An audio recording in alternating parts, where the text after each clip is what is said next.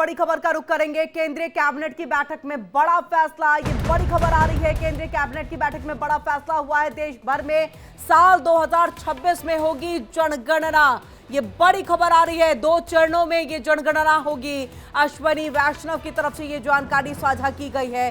जनगणना के लिए 11,718 करोड़ का बजट मंजूर कर लिया गया है। जनगणना में 30 लाख कर्मचारी लगाए जाएंगे और आपको बता दें 2026 में ये जनगणना की जो शुरुआत है वो हो जाएगी। देश भर में 2026 में ये जनगणना होगी।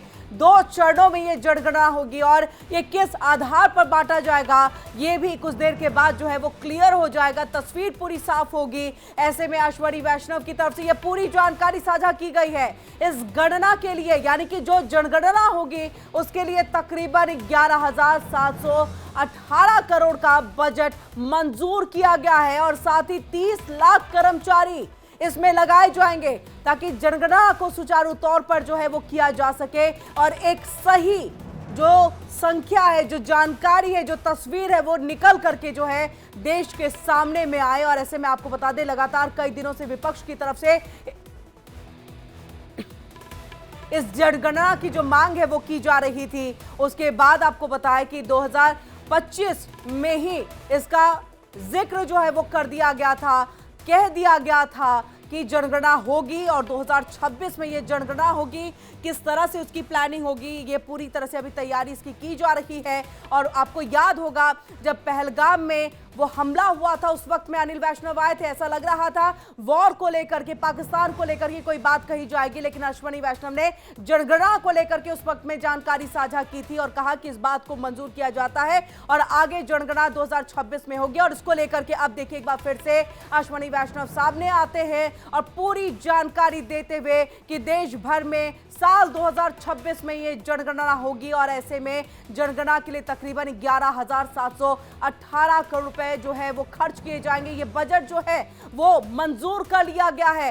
30 लाख से ज्यादा कर्मचारी इसमें लगाए जाएंगे और ऐसे में देखना है जनगणना की ये फिर पूरी तस्वीर निकल करके सामने आ जाएगी। बड़ी खबर आ रही है, बड़ी खबर से आप सबको रूबरू करा रहे हैं। केंद्रीय कैबिनेट की बैठक में यह बड़ा फैसला लिया गया है और ज्यादा जानकारी के लिए सीधे रुक करेंगे अपनी संवाददाता दृष्टि गुप्ता का। दृष्टि, याद है हमें कि पहलगाम में जो हमला आतंकवादियों की तरफ से किया गया था उस वक्त में ऐसा लग रहा था सरकार कुछ अनाउंसमेंट पाकिस्तान और वॉर को लेकर करेगी, लेकिन तभी जनगणना की बात जो है वो सामने आ गई थी और अब उसको लेकर के ये पूरी तरह से तस्वीर क्लियर कि कितना बजट होगा, कितने लोग इसमें, कितने कर्मचारी इसमें लगाए जाएंगे और पूरे देश में आखिर कब जनगणना का जो कार्य है उसकी शुरुआत हो जाएगी। विस्तार से और बताइएगा। देखिए, बिल्कुल आज कैबिनेट की मीटिंग में ये बहुत ही महत्वपूर्ण फैसला लिया गया है। अगर बात करूं, केंद्रीय कैबिनेट ने 11,718 करोड़ रुपए की लागत से भारत की जनगणना 2027 कराने के प्रस्ताव को मंजूरी दे दी है। देखिए, काफ़ी समय से ये जनगणना जो है वो कराने की बात चल रही थी। अब 2027 में ये जनगणना होगी और ये भारतीय जनगणना होगी जो भारत की पहली डिजिटल जनगणना होगी। और ये कह रहे हैं कि इसमें एडमिनिस्ट्रेटिव और स्टैटिकल प्रक्रिया होती है ये, और इसकी जनगणना जो है वो 2 फेज में कराई जाएगी, हाउस लिस्टिंग और हाउसिंग जनगणना, जो कि अप्रैल से सितंबर तक होगी। और ये इसके अलावा यूटी और लद्दाख और जम्मू में ये सितंबर से लेकर फरवरी तक कराई जाएगी। और देखिए, सबसे बड़ी बात ये है कि भारत की जो जनगणना है इसमें देश की पूरी आबादी को कवर किया जाएगा और इस जनगणना प्रोसेस में घर घर जाना और हाउस लिस्टिंग कराना और अब आबादी की गिनती करना, सवाल जवाब, ये सब शामिल होंगे। साथ ही आमतौर पर जो सरकारी टीचर होते हैं वो सब घर घर जाएंगे, वो अपनी रेगुलर ड्यूटी के अलावा जनगणना की ड्यूटी का फ्रेमवर्क भी करेंगे। और इसमें सब डिस्ट्रिक्ट और राज्य लेवल पर दूसरे जनगणना कराने वाले राज्य और एडमिनिस्ट्रेटर भी नियुक्त किए जाएंगे। साथ ही 2027 की जनगणना के लिए नई नई जो पहल होंगी वो सरकार ने जो तय की हैं वो ये तय की हैं कि देश में डिजिटल तरीके से पहली जनगणना होगी जिसमें मोबाइल एप्लीकेशन का इस्तेमाल इकट्ठा किया जाएगा, जो कि एंड्रॉयड और iOS दोनों ही इसके वर्जन मौजूद होंगे। यानी कि जिनके पास एंड्रॉयड और iOS यानी कि एप्पल है वो दोनों ही लोग इसमें पार्टिसिपेट कर सकते हैं। साथ ही सेंसस मैनेजमेंट और मॉनिटरिंग सिस्टम नाम का एक खास पोर्टल तैयार किया गया है जिसका नाम है CMMS, हाँ, जो रियल टाइम बेसिस पर पूरी सेंसस प्रोसेस को मैनेज और मॉनिटर करेगा। ये चीज़ भी इसमें होगी। साथ ही house listing, block creator web map और एप्लीकेशन सेंसिस 2027 के लिए एक और इनोवेशन है HLB, यानी कि क्रिएटर वेब मैप एप्लीकेशन पूरी तरीके से डिजिटल होगी ये, जिसका इस्तेमाल चार्जिंग ऑफिसर्स करेंगे। तो देखिए, जनता को खुद गिनती करने का ऑप्शंस दिया गया है पहली बार इसके जरिए, कि मोबाइल एप्लीकेशन अपने फ़ोन पर डाउनलोड करेंगे और वो अपना पूरा डेटा इसमें भरेंगे। साथ ही इस बड़े डिजिटल ऑपरेशन के लिए सही सिक्योरिटी के फीचर्स भी दिए गए हैं, ताकि इससे कोई छेड़छाड़ ना कर सके, साइबर क्राइम इसमें ना हो सके। सेंसिस 2027 में देश भर में एक जागरूकता, सबको एक साथ लेकर चलने वाली भागीदारी, लाइट माइल्स मैनेजमेंट एंगेजमेंट और फील्ड ऑपरेशन के लिए सपोज्ड और एक फोकस्ड और बड़ा पब्लिसिटी कैंपेन भी होगा सरकार की तरफ से।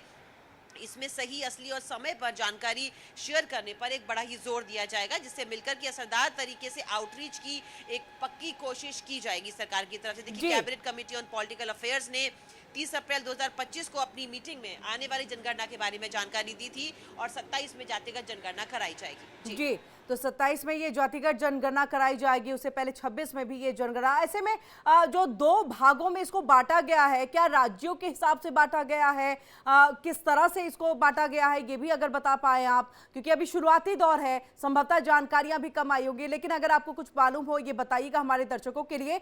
और कब से, यानी कि 26 के शुरुआती दौर से ही इसकी शुरुआत हो जाएगी या मिड का कोई टाइम रखा गया है?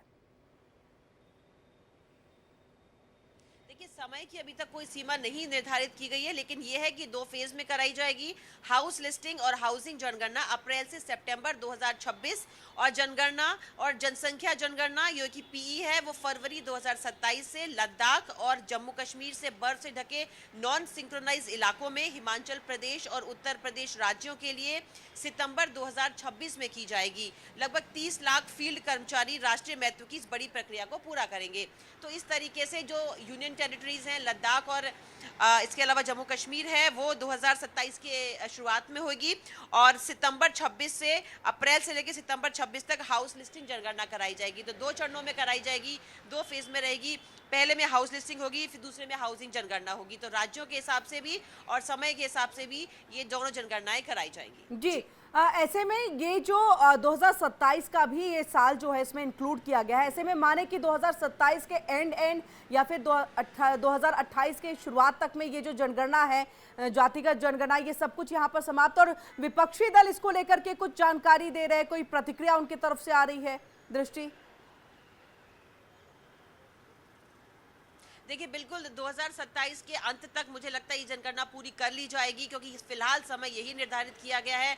और कह सकते हैं कि अप्रैल से लेकर सितंबर 2026 तक इसकी शुरुआत हो जाएगी और पहले सभी राज्य रहेंगे हाउसिंग लिस्टिंग में। और देखिए, जहां तक विपक्ष का सवाल है, विपक्ष तो पहले से भी जनगणना कराने की बात कर रहा था, लेकिन चूंकि बीच में बिहार में जातिगत जनगणना कराई गई क्योंकि उसमें चुनाव आने वाले थे, तो उसको लेकर के एक बड़ा मुद्दा बनाया गया कि जातिगत जनगणना कराई जाए, जिससे कि हमें ये भी पता चले किस जाति के लोग कहाँ कहाँ पर रहते हैं। लेकिन देखिए, जनगणना चूंकि बहुत साल पहले हुई थी, तकरीबन कह सकते हैं कि काफ़ी समय हो गया, 10-11 साल हो गए, तो अब ये जो जनगणना है जो 27 में कराई जाएगी, ये बहुत महत्वपूर्ण रहेगी। पहले ये सब लिख करके घर पर जाकर के जितने भी टीचर्स और इसमें जो उनकी ड्यूटी लगाई जाती थी जनगणना के अधिकारी, वो कराते थे। लेकिन अब चूंकि ये पूरी तरह से डिजिटल होगी, तो इसको लेकर के हर किसी में उत्साह है। विपक्ष भी इसके पक्ष में है, उनका यही कहना है कि जनगणना होनी चाहिए। इससे ये पता चलेगा कि हमारे देश में कुल कितने लोग हैं, उसके हिसाब से हम ये तय कर सकेंगे कि प्रति व्यक्ति आय कितनी होनी चाहिए, हमारा देश कितना ऊपर जा रहा है, कितनी हमारी अर्थव्यवस्था है और कितने हद तक लोगों को साथ के चलने का हमारे पास एक प्लान है, खाका है 2047 तक का। जी बिल्कुल, बहुत बहुत शुक्रिया दृष्टि, पूरी जानकारी हम तक यहाँ पर पहुंचाने के लिए। ऐसे में जनगणना को लेकर के देखिए, अभी शुरुआती दौर बता दिया गया है, क्या बजट होगा, कितने कर्मचारी इसमें काम करेंगे और साल 2026 यानी कि ये दिसंबर खत्म होने के बाद से इसकी शुरुआत हो जाएगी। 27 के लास्ट तक में पूरा डेटा संभवतः जो है वो सबके सामने आ जाएगा।